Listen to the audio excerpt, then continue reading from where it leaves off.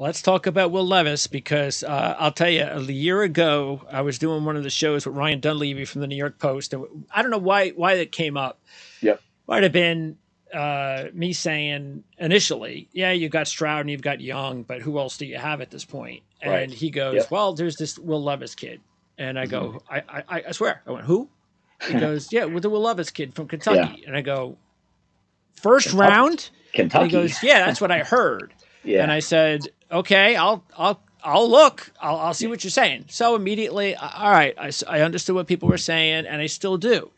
The size, the arm strength, it's all 2023 NFL quarterback. It's what everybody's looking for. Okay, fine. Yep. What I don't like is, first of all, I don't like the fact that he still hasn't had a lot of experience in a pro passing style game that I can see. And this year in big games, for the most part, hasn't passed the test. Yeah, when you see these big matchups, right? They don't need to win. They don't need to throw for 500 yards, but you want to see them elevate their level of play. And we saw the opposite happen with him. His worst performances were against his most difficult opponents. And some of these quarterback notes that I have over the years, I'm still trying to learn the system. There's always something to learn when you're evaluating quarterback play. And that's one of these common denominators that I've seen with the good ones, is that they played their best football against their toughest competition. Yes. You can't say that about Will Levis. You also can't say that he's leading his team down the field in the fourth quarter, coming from behind. And so I agree. When you're talking about tools only, you're looking at Matt Stafford. That's what he is to me. And I do. You mean like high end? That's the high end that he could get to, is a Matt Stafford. Okay. Yeah. The tools are there, right?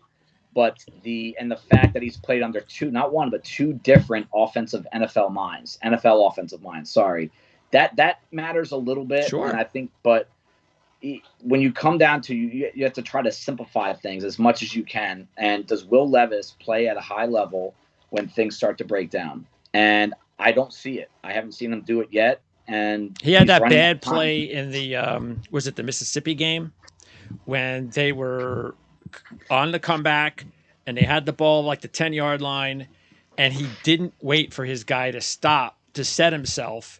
Throws the ball, nice throw, throws the ball, touchdown. Nope. Guy wasn't set. And then I think he fumbled or something like that 2 plays later or something, and they lost the game. It's like, that's a little thing that you have to wait for your guy to get set, dude. So that's why I think that's a player that needs more time. He needs it.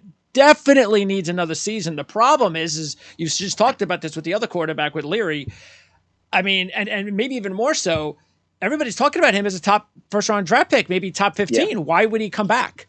Yeah, I mean, if you're going to get a credible first-round grade from an advisory board as a quarterback too, you go, and you try to let the NFL develop you. So, I mean, out of these top 4 guys, like these top 4 guys in this class, they're all very close to me, but Levis is the one I'm most nervous about. I think he's the most boom or bust out of all 4 of them. Sure.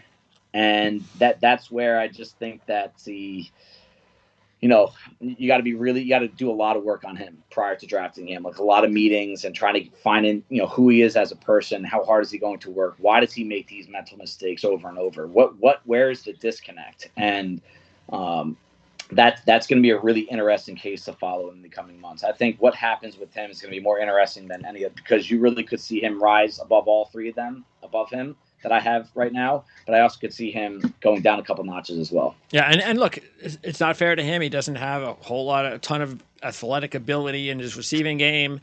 Yeah. There are no NFL prospects that I'm aware of that are in his, except for Rodriguez in the backfield. Yep. So that's definitely something that we have to keep in mind.